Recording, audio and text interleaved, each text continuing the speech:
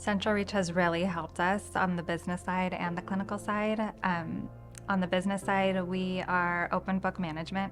So we share all the financials with the entire company. We're employee owned, so it's important to me that we're transparent about every aspect of the business.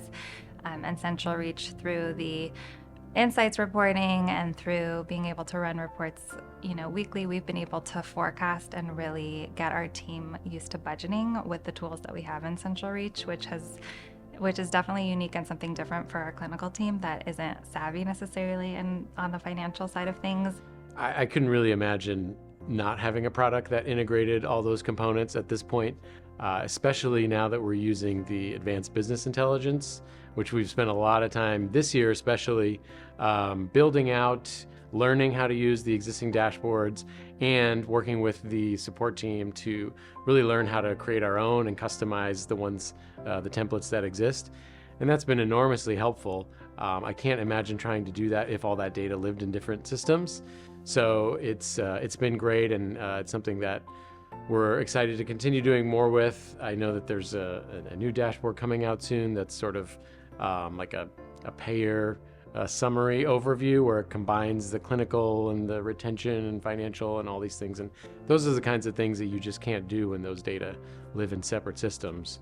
For our clinical team, we use ABI quite often to look at RBT supervision. And what's really nice about it is we can look at supervision throughout the month. So where are we at with each employee, with guiding them? Where is our focus? Where do we need to realign that focus?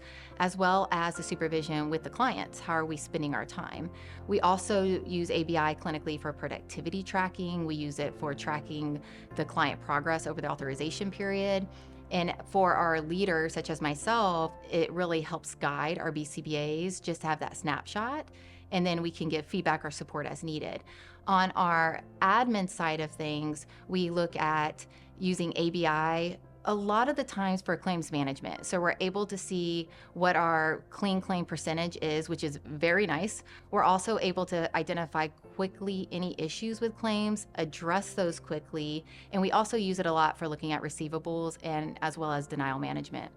So I think that it more and more will be useful on an individual learner basis, but it's also really going to help us, those of us in management, to look at what's going on in terms of trends. So for example, we can look at clients based on a location, or for certain BCBAs that are overseeing cases, or age groups.